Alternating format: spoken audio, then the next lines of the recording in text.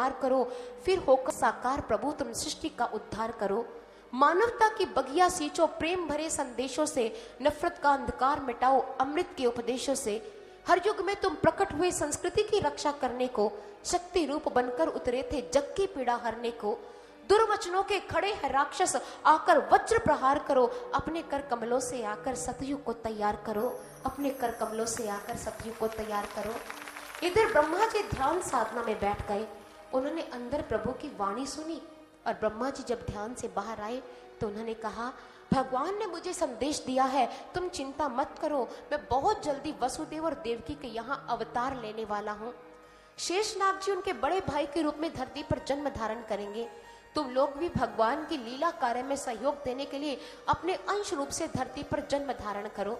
और उधर मथुरा में शूरपुत्र वसुदेव अपनी नव विवाहिता पत्नी के साथ जैसे घर जाने के लिए उद्यत हुए तो कंस ने सारथी के हाथों से वल्गा को झटक लिया। कहा, आज मेरी बहन का रथ तू नहीं चलाएगा, आज अपनी बहन का रथ मैं चलाऊंगा। कंस रथ पर आकर बैठ गया। कंस को किसी ने न्योता नहीं दिया था, वो खुद आकर बैठ गया। कंस प्रतीक है अहंकार का और रथ प्रतीक है हमारे जीवन का। अहंकार को न्योता नहीं देना पड़ता, अहंकार व्यक्ति के जीवन में खुद ही आ जाता है, जैसे कंस खुद आ गए। और जब कंस ने रथाशों की बलगा को अपने हाथों में लिया, तभी आकाशवाणी हुई, अस्यास्त्वामष्टमो गर्भो हंताया वह से अबुध। रे मूर्ख कंस, जिसको रथ पर बिठा कर लिए जा रहा है, उसी के गर्भ की 8वीं संतान तुम्हारा काल है। आकाशवाणी को सुनते ही कंस देवकी को मारने के लिए दौड़ पड़ा। अभी तो वो अपनी बहन के प्रति अपने प्रेम का प्रदर्शन कर रहा था कि अपनी बहन का रथ मैं हाँकूंगा, और आज आकाशवाणी को सुनते ही उसे मारने के लिए दौड़ पड़ा। ये प्रेम नहीं था, ये मोह था। जिस संबंध का आधार भौतिक हो, उसका टिकाऊ होना बड़ा मुश्किल है। कंस का अपनी बहन से प्रेम नहीं था, मोह था, जो परिस्थितियों के आधार पर स्वाहा हो गया और उसे मारने के लिए तैयार हो गया। प्रेम मात्र गुरु के साथ शिष्य का हुआ करता है, प्रेम भक्त का भगवान के साथ हुआ करता है। यही दो पवित्र रिश्ते हैं जो किसी भी प्रकार के विकारों को या किसी भी प्रकार की देश भावना को अपने जीवन में नहीं रखते। शिष्य जब अपने गुरु से प्यार करता है तो यह परम पवित्र प्रेम माना जाता है। भक्त जब भगवान के चरणों में अपना सब कुछ लुटाता है, तब भी यह परम पवित्र प्रेम की पहचान होती है। लेकिन कंस का तो मोह था जो टूट गया। वसुदेव ने कहा, इस बेचारी ने अपने विवाह का एक दिन में व्यतीत नहीं किया, तुम मारने के लिए तैयार हो गए। इसने तुम्हारा बिगाड़ा क्या है? बिगाड़ा क्या है? ये मेरे काल को जन्म देगी, मैं इसे मार दूंगा, ना होगा बांस और ना बजेगी बांसुरी। वसुदेव ने कहा, कंसराज तुम्हें भय देवकी से नहीं है, उसकी 8वीं संतान से है। मैं वचन देता हूं उसकी हर एक संतान तुम्हें दे दूंगा। और सत्य है, जब देवकी और वसुदेव की पहली संतान हुई, वसुदेव खुद अपने हाथों में संतान को लेकर कंस के पास गए। नन्ही सी संतान को देखकर हृदय अत्यंत विचलित हो गया। क्यों मारूं इस बालिका को, मुझे तो 8वीं से भय है। वह संतान वापिस लौटा दी। देवर्षि नारद जी ने उसे प्रेरणा दी। कंस महाराज के समीप आकर उन्हें कहा, कंसराज, इन पाप कर्मों का परित्याग कर दो, अधर्म के मार्ग का परित्याग करो। तुम्हें नहीं पता कितने ही देवी देवता इस धरती पर जन्म धारण कर चुके हैं, वो धर्म की स्थापना के लिए आए हैं, अब अधर्मी शेष नहीं रहेंगे।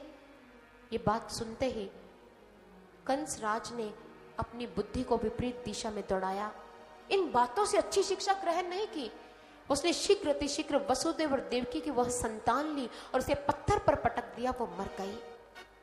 देवकी वसुदेव को कारागृह में डाल दिया और देवकी और वसुदेव भगवान को याद कर रहे हैं। संसार रूपी कारागृह में जीवन जीने के 2 तरीके हैं। एक है, कौन से तरीके? संसार रूपी कारागृह में जब व्यक्ति आता है तो उसके सामने 2 मार्ग हैं। एक तो वो जेलर की तरह भी जी सकता है, कैदी की तरह भी जी सकता है। कैदी बंधन में है, वो आ जा नहीं सकता, लेकिन जेलर जेल में आ भी सकता है, जा भी सकता है। ये हमारे हाथ में है कि हम कैसा जीवन जीना चाहते हैं। संसार में एक व्यक्ति जब जीवन व्यतीत करता है तो वो किसी भी तरह से जीवन जी सकता है। आपने देखा है, कीचड़ में कमल भी होता है और कीचड़ में कीड़ा भी होता है। कमल निर्लिप्त रहता है, मलिनता को ग्रहण नहीं करता, वो कीचड़ में लिपायमान नहीं होता, ऊपर उठता चला जाता है। और कीड़ा भीतर ही धंसता रहता है, उसे अंदर आनंद आता है कीचड़ में, दलदल में। ये हमारे हाथ में है कि संसार रूपी दलदल में आकर हमने कमल की तरह लिपायमान नहीं होना है या कीचड़ की तरह बीच में धंस जाना है, ये तुम्हें सोचना है। और अगर हम कमल की तरह निर्लिप्त जीवन जीना चाहते हैं तो निर्लिप्त जीवन जीने की युक्ति हमें प्राप्त करनी होगी। वो है भगवान के शाश्वत नाम का सुमिरन, जो आत्मिक ज्ञान से मिलता है। और इधर देवकी और वसुदेव कारागृह में है। उनकी 6 संतानें हुई, 6 की 6 संतानें कंस ने मार दी। 7वीं संतान का संकर्षण किया गया, उन्हें रोहिणी के गर्भ में स्थापित किया गया। वहां बलभद्र ने जन्म लिया एकादशी के दिन।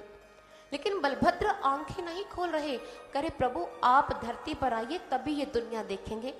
और भगवान ने दिव्य देवकी के गर्भ में स्थान प्राप्त किया। जो भगवान सारे जगत का निवास स्थान है, आज देवकी उनका निवास स्थान बनी हुई है। भगवान ने वसुदेव और देवकी का घर चुना। वसुदेव क्या है? सत्वं विशुद्धं वसुदेव शब्दितम, शुद्ध अंतःकरण का नाम ही वसुदेव है। और देवकी सा देवकी सर्व जगन निवास, निवास भूता नितरांग न रेजे। देवकी पवित्र आत्मा की प्रतीक है। जहां पवित्रता है, जहां शुद्ध अंतःकरण है, वहां भगवान होंगे ही होंगे, इसमें तो कोई संशय ही नहीं है।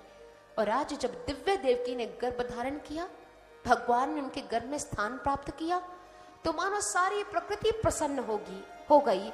शुक पिक इत्यादि पक्षी मधुर ध्वनि करने लगे। और आज यज्ञ कुंड की अग्नि अपने आप प्रज्वलित हो गई, मानो प्रकृति कह रही हो पापियों का जान लो अब अंत है, भूमि पर प्रगटा आदि अनंत है, ले लिया अखिलेश ने अवतार है, हो गया निर्गुण सगुण साकार है, भव में न वैभव व्याप्त कराने आया, मैं आर्यों का आदर्श बताने आया, जन सम्मुख धन को तुच्छ बतलाने आया, मैं संदेश यहाँ का नहीं वैकुंठ का लाया, मैं इस धरती को स्वर्ग बनाने आया, मैं इस धरती को स्वर्ग बनाने आया। प्रकृति ने उद्घोष कर दिया कि भगवान आने वाले हैं। और भगवान ने क्रूर कंस के कारागृह को और भाद्रपद की अष्टमी ये तिथि को चुना। भगवान ने स्थान कौन सा चुना? कंस का कारागार, अत्यंत अशोभनीय स्थान, जहां आहे और सिसकियां गूंजा करती हैं। कारागृह जिसमें कोई व्यक्ति जाकर जब वापस संसार में आता है तो सम्मान से सिर उठाकर जी भी नहीं सकता। और भगवान ने स्थान चुना तो जेल, कारागृह। भगवान ने कारागृह क्यों चुनी? भगवान ने सिद्ध कर दिया स्थान विशेष से व्यक्ति महान नहीं होता, व्यक्ति की महानता उसके कर्मों से हुआ करती है। कर्म महान होंगे तो दुनिया तुम्हारा सम्मान करेगी, स्थान विशेष को मत देखो।